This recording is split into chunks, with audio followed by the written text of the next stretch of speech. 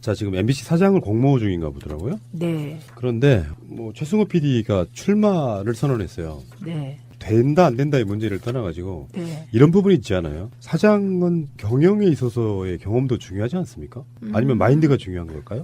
저는 최승호 PD는 다 잘할 것 같아요. 예, 다 잘할 것 같고 이분이 또 잘하는 분이죠. 그리고 저는 이분이 저에게 와서 딱 꽃이 된 거는 황우석 때예요. 황우석 때 정말 MBC가 진실과 정의, 그 언론 본연의 자세를 위해서 국민 90%가 싸웠거든요. 반전의 반전. 네, 국민 90%가 싸우면서 온갖 욕을 다 먹고 그런데 그 최승호, 그다음에 최진영, 예. 그다음에 최문순 사장이었어요 그때. 그리고 한학수 PD. 이분들은 정말 어디 전 세계 어디를 내놔도 부끄럽지 않은 방송인들이신 걸 제가 민원연 사무총장 하면서 확인했어요. 최문순 사장도 대단했어요 그때. 왜냐하면 이게 황우석 사태가 너무 그 파장이 크니까 저도 그때 민원연 사무총장임에도 무서웠어요 솔직히. 줄기세포의 신화가 그냥 막 우리 사회에 그냥 막 상식처럼 돼 있고 황우석이 영웅인데 그냥 그 연구만 중단시키면 되지 줄기세포가 없는 그 밑바닥의 진실까지 파헤쳤을 때 맞아요. 국민들이 진실을 원하냐 진실이 이렇게 밝혀졌을 때 허탈할 국민들을 생각해서 좀 서서히 가고 싶은 마음이 저도 있었어요. 그 논란은 지금도 진행 중이에요. 어떤 일부에서는. 근데 네. 예, 그런데 그래서 김어준이 그때 황파였잖아요. 그러니까. 네, 그런데 어쨌든 와 아주 일말의 타협도 없이 끝까지 해서 줄기세포가 없다는 걸 황우석에게 실토하게 만들더라고. 제가 그때 그걸 보면서 정말 가슴 깊이 존경하는 마음이 생긴 사람들이에요. 그 사람들이. 그런데 일정을 일단 좀 설명을 드리면 11월 27일 오후 5시까지 서류 접수를 마친대요. 네. 사장 이제 출마하시는 분들. 네. 그 다음에 30일 날 서류 심사를 하고 최종 후보자 3명을 압축한 뒤에 네. 최종 후보자 3명이 다음 달 12월 1일 그 문화방송 사옥에서 정책 설명회에서 프리젠테이션 발표를 한대요. 그 다음 이게 인터넷에서 생중계도 된다고 하고요. 그 다음에 다음 달 7일 박문진 정기이사에서 결정된다고 하는데 네. 어목하던 그 시기를 같이 보낸 언론인으로서 이런 분들이 공영방송에 사장을 하면 좋겠다까지는 뭐 사람들 생각일 텐데 네. 사실 좀 너무 공영방송일 때의 느낌은 언론이라고 하는 게 가장 먼저 화살을 쏘는 곳이 현 정권이잖아요. 네. 이런 분들이 이제 언론 자유를 위해서 싸우긴 했지만 어느 순간에 예전처럼 노무현 대통령도 그런 부분이 있었잖아요. 말년에 가면은 진보 쪽 언론이나 공영방송들이 너무 이렇게 잘못된 점만 꼬집어가지고 결국은 끌어내리는 그런 느낌이 좀 있었거든요. 네. 이게 기대도 되지만 우려도 되는 측면이 좀 사실 있는 거예요. 어떻게 답변해 주시겠습니까? 그러니까 이거는 이제 방송 외적인 얘기를 하시는 겁니다. 방송 외적인 정치적인 판단을 저에게 물으시는 건데, 저는 믿는 게 또 있죠. 다 친한 분이에요, 지금, 이분들이. 뭐, 그 친해도 1, 2년 관계가 아니고, 거의 뭐 20년 정도 같이 쭉 이렇게 언론 자유를 위해서, 언론 노조에서 저는 뭐 시민단체에서 이렇게 해왔던 분이라, 이분들을 믿어요, 그 신념을. 그런데 저도 되게 섭섭한 게 있었어요. 참여정부 때. 물론 우리도 뭐 보도협조 요청 이런 거 안 했지만, 때로는 너무 심하다, 이런 생각을 한 적이 있었고, 그리고 그 심하다고 느끼면서 조중동 프레임에서 너희들도 자유롭지 않은 게 아니냐 이런 토론도 많이 했고 그들은 저를 노빠라고 욕하고 이런 거가 있었거든요. 그런데 지난 9년 동안 이명박근혜 정권 때 방송 장악의 쓴맛을 이분들이 온몸으로 받아낸 거잖아요. 그 과정에서 적어도 최승호 PD 정도는 노무현 대통령이 얼마나 방송 자유를 지켜주기 위해서 애쓴 대통령인지를 알게 되었더라고요. 역으로. 네, 네. 그래서 지난번에 파업할 때 보면 내부에서 토론한 내용 이렇게 보면요. 그 중에 이제 불편, 부당, 중립 취하지 않겠다. 진실과 정의 그리고 뭐 객관 보도에 늪에 빠져서 헤매지 말고 진짜 그 정론을 하겠다. 이런 얘기들이 나온 걸 봤어요. 그래서 저는 그걸 지키기를 기대하는 거죠.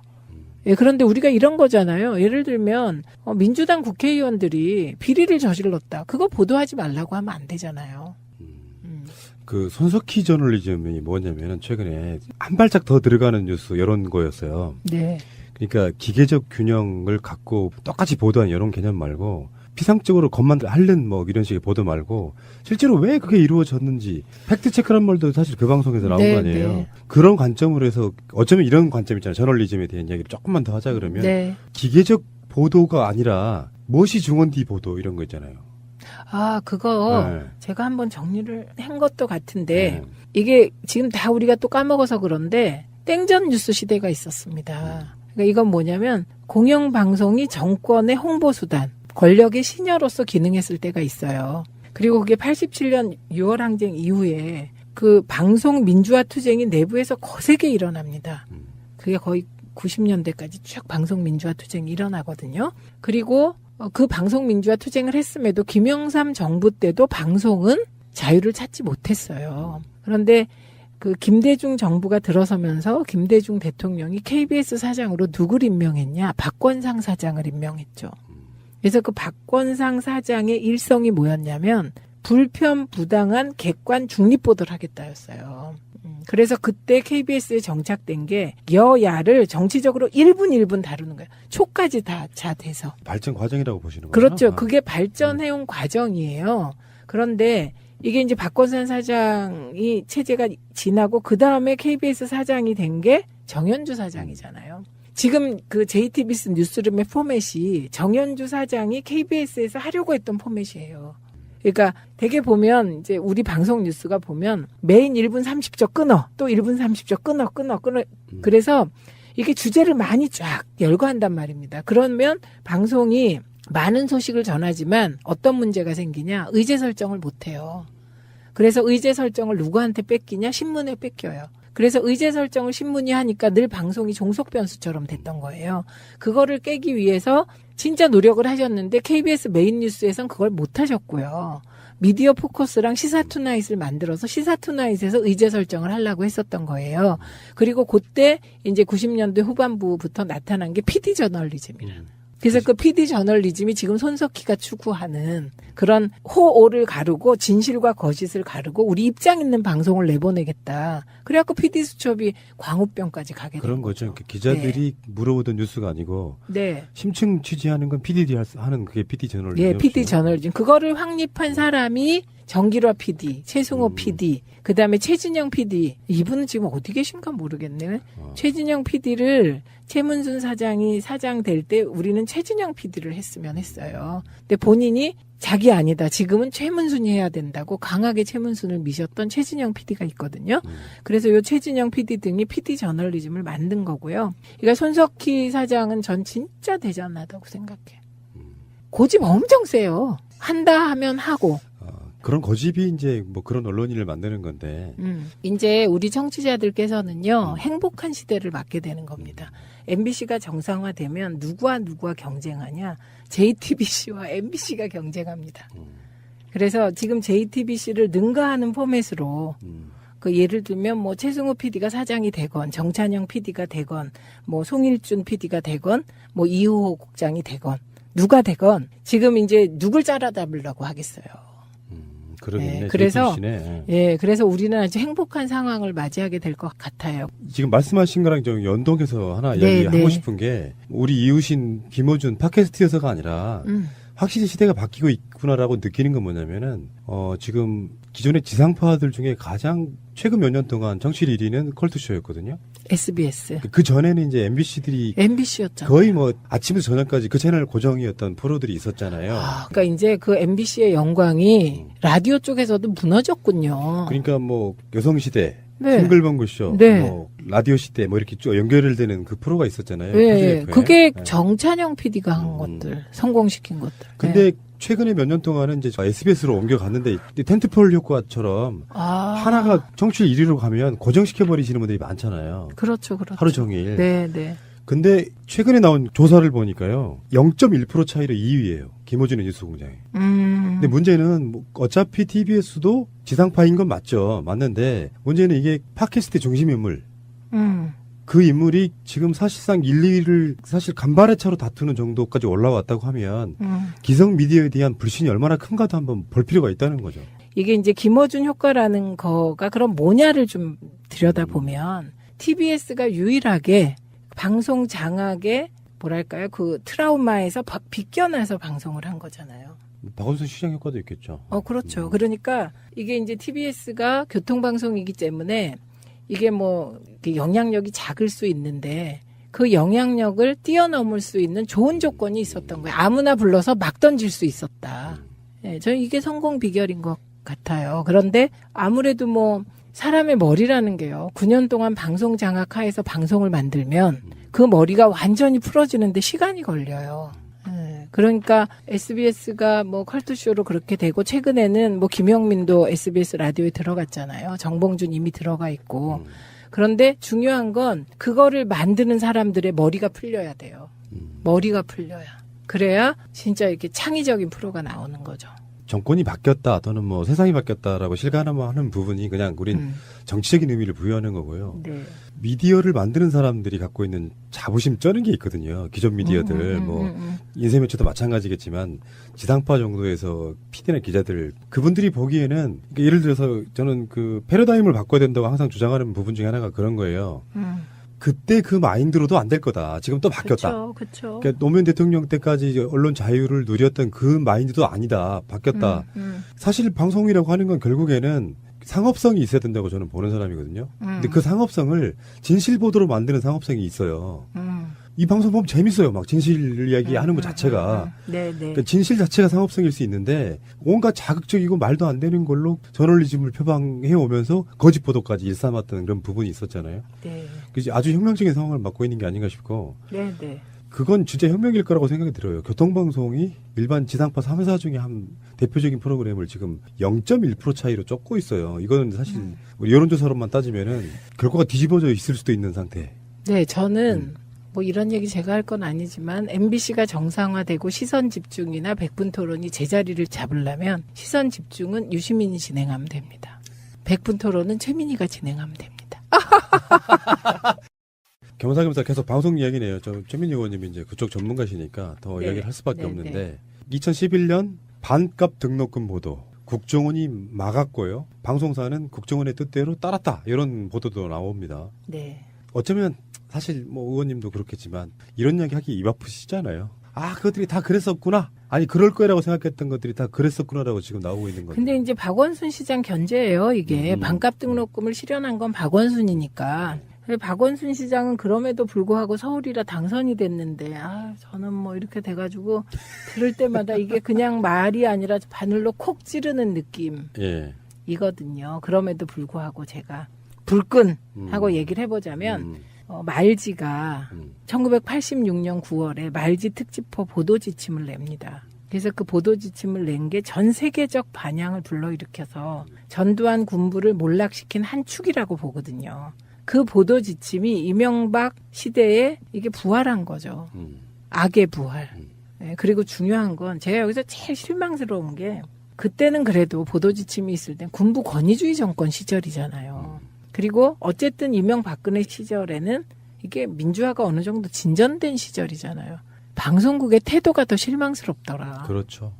오다를 받은 사람들이 다 나름대로 그 회사에서는 유명한 언론인들이잖아요. 그렇죠. 그거를 거부할 수는 없었을까.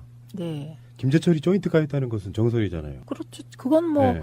박문진 이사장이 증언한 거잖아요. 근데 그렇게 해도 나는 안 된다라고 거절하며 잘리는 언론인을 본 적이 없단 말이죠. 이명박근혜 시절에. 왜요? 손석희도 잘렸고. 아니 그런 이제 일반 출연자들 말고 네네. 그 경영진들이나 뭐 최소한 보도국장 정도 되는 사람들이 그걸 거절해서 물러났다는 이야기는 지금까지 없었잖아요. 그렇죠. 왜냐하면 이명박 대통령이 최근에 했다고 하는 말 중에 우리 사람 뽑아라. 그거를 잘했다는 거죠. 애초에 뽑을 때 우리 사람으로. 그러니까 그렇게 반항하지 않을 놈으로 뽑아 올려서 무조건 말 듣게 만들었다 이런 이야기. 근데 이제 김재철은 자기가 MBC 출신이고 그 후배들 다 아는 후배들이니까 이게 이제 제가 오다가 생각해 보니까 MB가 저렇게 초창기에 지지율이 폭락한 거는 뭐 때문이지?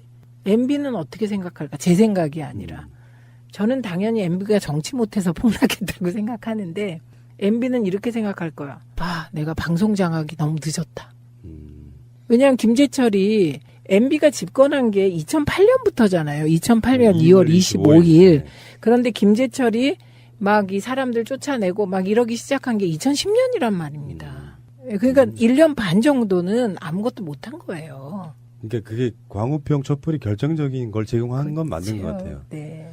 있는 그대로 보도하면 정권이 망할 수 있겠다 생각을 했을 거고요. 그거 맞는 것 같은데. 그래서 그럴 뿐만 아니고 김재철은 자기 이제 후배들이고 막 이러니까 그거 어떻게 후배들을 자르겠어요. 응? 그 아무리 자기가 출세를 하고 싶어서 사장이 됐다고 해도 어제 이게 다 아는 후배고 얘가 어떤 거고 아내가 누구고 애가 몇이고 다 아는 처지 쉽지 않잖아요. 이게 쉽지 않아서 잘 못해서 인사를 탕평한 거잖아요. 탕평. 그랬더니 불려가서 조인트 까인 거. 그게 변곡점이거든요. 맞을 수도 있구나. 그거 진짜 근데 제가 이제 궁금한 게 제가 김우령 교수 만나면 한번 물어보려 그래요. 그때 박문진 이사장? 네, 박문진 이사장 이제 저하고 같이 방송위원회 했거든요. 물어볼 게 이거예요. 그게 진짜 조인트를 물리적으로 까인 겁니까? 입으로 욕 먹었다는 뜻입니까? 이게 그렇게 궁금해요. 어떨 것 같아요? 말로? 제 상식으로는 그래요. 어떻게 공영방송의 사장을 불러다가 조인트 까이면 엄청 아프거든요. 군대 있을 때 엄청 까여요. 이게 군합발로 까이면 거의 죽어요. 아, 그 말로 까인 것이다? 그런 건 이제 약간 어떤 형용하다 보니 가서 엄청 질책을 들었다 이런 뜻 아닐까요? 근데 제가 꼭 물어보겠습니다. 제가 너무나 궁금해요. 왜냐면요. 정말 의외의 일들이 많아요. 때리는 사람이 있대요, 진짜. 국회에서 보좌진을 진짜 때린대요. 조폭이지. 정치인이 아니죠, 그거는. 아니, 근데 그게 실화래요. 아, 그렇구나. 그래갖고 나는 진짜 조인트를 맞은 게 아닐까. 네. 네, 그래서 궁금해서 제가 꼭 취재를 해서 알려드리도록 하겠습니다. 새는 이야기긴 한데, 네. 참 진짜 민주주의 어렵다 생각하는 게, 이 사람들이 이렇게 했잖아요. 그러면 뭔가 정상화 될 때까지는 좀 반강제로 좀 밀어붙이고 뭐 이런 방식이 좀 있었으면 좋겠다. 속 터지겠어요, 솔직히. 그러니까 저는 이제 저보다 더 하신 분이 방송에 나오면 제가 자제를 시켜요. 아, 이건 법과 제도와 절차가 필요해라고 말하지만 저도 속 터지는 거예요. 기존의 정치인분들 보면 어떻게 이거 좀 빨리 좀 진행 안 됩니까? 예를 들어서 이명박이 잡아놓고 유죄 판결 받는 데까지 문재인 정부 기간 다 지나가게 생겼다. 이런 느낌 들 때가 있거든요. 그게요. 이게 욕먹을 말씀을 드리면 민주주의라는 게 다른 측면에선 절차잖아요. 그죠?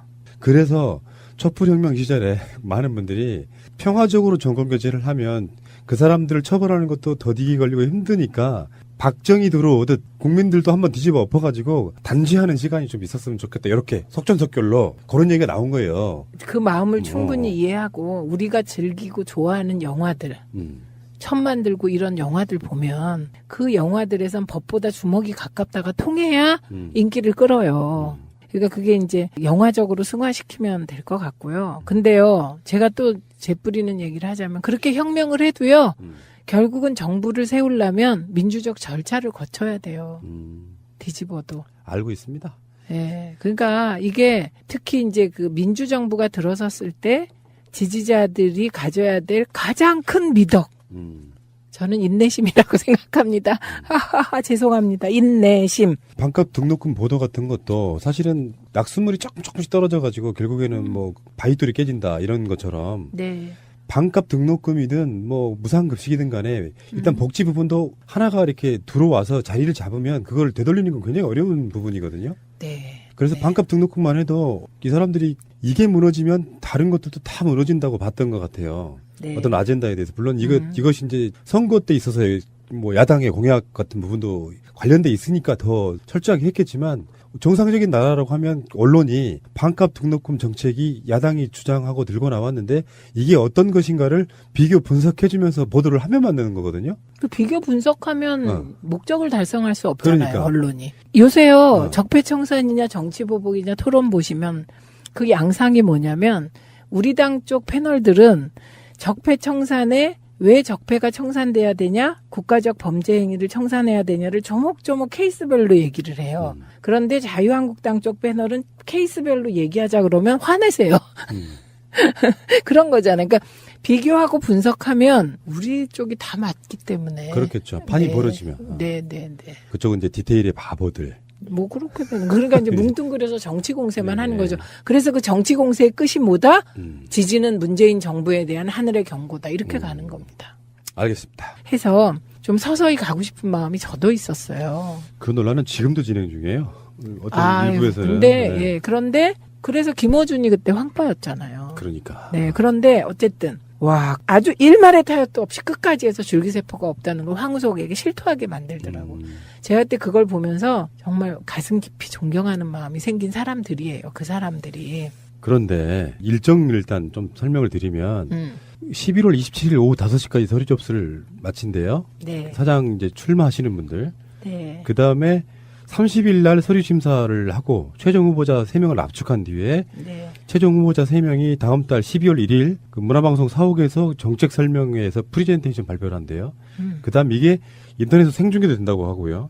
그다음에 다음 달 7일 박문진 정기이사에서 결정된다고 하는데 네. 어목하던 그 시기를 같이 보낸 언론인으로서 이런 분들이 공영방송에 사장을 하면 좋겠다까지는 뭐 사람들 생각일 텐데 네. 사실 좀 너무 공영방송일 때의 느낌은 언론이라고 하는 게 가장 먼저 화살을 쏘는 곳이 현 정권이잖아요. 네. 이런 분들이 이제 언론 자유를 위해서 싸우긴 했지만 어느 순간에 예전처럼 노무현 대통령도 그런 부분이 있었잖아요. 말년에 가면은 진보 쪽 언론이나 공영방송들이 너무 이렇게 잘못된 점만 꼬집어가지고 결국은 끌어내리는 그런 느낌이 좀 있었거든요. 네. 이게 기대도 되지만 우려도 되는 측면이 좀 사실 있는 거예요. 기대하는 거죠. 예, 그런데 우리가 이런 거잖아요. 예를 들면 민주당 국회의원들이 비리를 저질렀다. 그거 보도하지 말라고 하면 안 되잖아요. 그 손석희 저널리즘이 뭐냐면은 최근에 한 발짝 더 들어가는 뉴스 이런 거였어요. 네. 그러니까 기계적 균형을 갖고 똑같이 보도한 이런 개념 말고 피상적으로 겉만 핥는 뭐 이런 식의 보도 말고 실제로 왜 그게 이루어졌는지 팩트 체크란 말도 사실 그 방송에서 나온 네, 거 아니에요. 네. 그런 관점으로 해서 어쩌면 이런 관점 있잖아요. 저널리즘에 대한 이야기를 조금만 더 하자 그러면 네. 기계적 보도가 아니라 무엇이 중원디 보도 이런 거 있잖아요. 아, 그거 네. 제가 한번 정리를 한 것도 같은데 네. 이게 지금 다 우리가 또 까먹어서 그런데 땡전 뉴스 시대가 있었습니다. 그러니까 이건 뭐냐면 공영방송이 정권의 홍보수단, 권력의 시녀로서 기능했을 때가 있어요. 그리고 그게 87년 6월 항쟁 이후에 그 방송 민주화 투쟁이 내부에서 거세게 일어납니다. 그게 거의 90년대까지 쭉 방송 민주화 투쟁이 일어나거든요. 그리고 그 방송 민주화 투쟁을 했음에도 김영삼 정부 때도 방송은 자유를 찾지 못했어요. 그런데 그 김대중 정부가 들어서면서 김대중 대통령이 KBS 사장으로 누굴 임명했냐? 박권상 사장을 임명했죠. 그래서 그 박권상 사장의 일성이 뭐였냐면 불편, 부당한, 객관, 중립보도를 하겠다였어요. 그래서 그때 자, 지금 MBC 사장을 공모 중인가 보더라고요. 네, 그런데 뭐 최승호 PD가 출마를 선언했어요. 네, 된다 안 된다의 문제를 떠나가지고 네. 이런 부분이 있지 않아요? 사장은 경영에 있어서의 경험도 중요하지 않습니까? 아니면 마인드가 중요한 걸까요? 저는 최승호 PD는 다 잘할 것 같아요.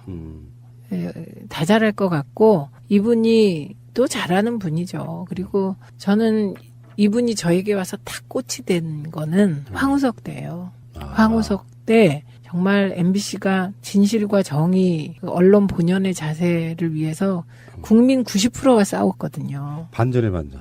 네, 국민 90%와 싸우면서 온갖 욕을 다 먹고 그런데 그 최승호, 그다음에 최진영, 예. 그다음에 최문순 사장이었어요 그때. 그리고 한학수 PD. 이분들은 정말 어디 전 세계 어디를 내놔도 부끄럽지 않은 방송인들이신 걸 제가 민원연 사무총장 하면서 확인했어요. 최문순 사장도 대단했어요 그때. 왜냐하면 이게 황우석 사태가 너무 그 파장이 크니까 저도 그때 민원연 사무총장임에도 무서웠어요 솔직히. 줄기세포의 신화가 그냥 막 우리 사회에 그냥 막 상식처럼 돼 있고 황우석이 영웅인데 그냥 그 연구만 중단시키면 되지 줄기세포가 없는 그 밑바닥의 진실까지 파헤쳤을 때 맞아요. 국민들이 진실을 원하냐 진실이 이렇게 밝혀졌을 때 허탈할 국민들을 생각 어떻게 답변해 주시겠습니까? 그러니까 이거는 이제 방송 외적인 얘기를 하시는 겁니다. 방송 외적인 정치적인 판단을 저에게 물으시는 건데 저는 믿는 게 또 있죠. 다 친한 분이에요, 지금, 이분들이. 뭐, 그 친해도 1, 2년 관계가 아니고, 거의 뭐 20년 정도 같이 쭉 이렇게 언론 자유를 위해서, 언론 노조에서 저는 뭐 시민단체에서 이렇게 해왔던 분이라, 이분들을 믿어요, 그 신념을. 그런데 저도 되게 섭섭한 게 있었어요. 참여정부 때. 물론 우리도 뭐 보도협조 요청 이런 거 안 했지만, 때로는 너무 심하다, 이런 생각을 한 적이 있었고, 그리고 그 심하다고 느끼면서 조중동 프레임에서 너희들도 자유롭지 않은 게 아니냐 이런 토론도 많이 했고 그들은 저를 노빠라고 욕하고 이런 거가 있었거든요. 그런데 지난 9년 동안 이명박근혜 정권 때 방송 장악의 쓴맛을 이분들이 온몸으로 받아낸 거잖아요. 그 과정에서 적어도 최승호 PD 정도는 노무현 대통령이 얼마나 방송 자유를 지켜주기 위해서 애쓴 대통령인지 알게 되었더라고요. 역으로. 네, 네. 그래서 지난번에 파업할 때 보면 내부에서 토론한 내용 이렇게 보면요. 그 중에 이제 불편, 부당, 중립 취하지 않겠다. 예, 진실과 정의 그리고 뭐 객관 보도에 늪에 빠져서 헤매지 말고 진짜 그 정론을 하겠다. 이런 얘기들이 나온 걸 봤어요. 그래서 저는 그걸 지키기를 KBS에 정착된 게 여야를 정치적으로 1분 1분 다루는 거예요. 초까지 다 돼서. 발전 과정이라고 보시는 거예요? 그렇죠. 그게 발전해온 과정이에요. 그런데 이게 이제 박건선 사장이 체제가 지나고 그 다음에 KBS 사장이 된 게 정현주 사장이잖아요. 지금 그 JTBC 뉴스룸의 포맷이 정현주 사장이 KBS에서 하려고 했던 포맷이에요. 그러니까 되게 보면 이제 우리 방송 뉴스가 보면 메인 1분 30초 끊어. 또 1분 30초 끊어. 그래서 이게 주제를 많이 쫙 열거한단 말입니다. 그러면 방송이 많은 소식을 전하지만 어떤 문제가 생기냐? 의제 설정을 못 해요. 그래서 의제 설정을 누구한테 뺏기냐? 신문에 뺏겨요. 그래서 의제 설정을 신문이 하니까 늘 방송이 종속 변수처럼 됐던 거예요. 그거를 깨기 위해서 진짜 노력을 하셨는데 KBS 메인 뉴스에선 그걸 못 하셨고요. 미디어 포커스랑 시사투나잇을 만들어서 시사투나잇에서 의제 설정을 하려고 했었던 거예요. 그리고 그때 이제 90년대 후반부부터 나타난 게 PD 저널리즘이라는. 그래서 그 PD 저널리즘이 지금 손석희가 추구하는 그런 호오를 가르고 진실과 거짓을 가르고 우리 입장 있는 방송을 내보내겠다. 그래갖고 PD 수첩이 광우병까지 가게 그런 된 거죠. 거죠. 기자들이 물어보던 뉴스가 아니고 네. 심층 취재하는 건 PD들이 하는 그게 PD 저널리즘. 예, PD 저널리즘. 그거를 확립한 사람이 정기화 PD, 최승호 PD, 그다음에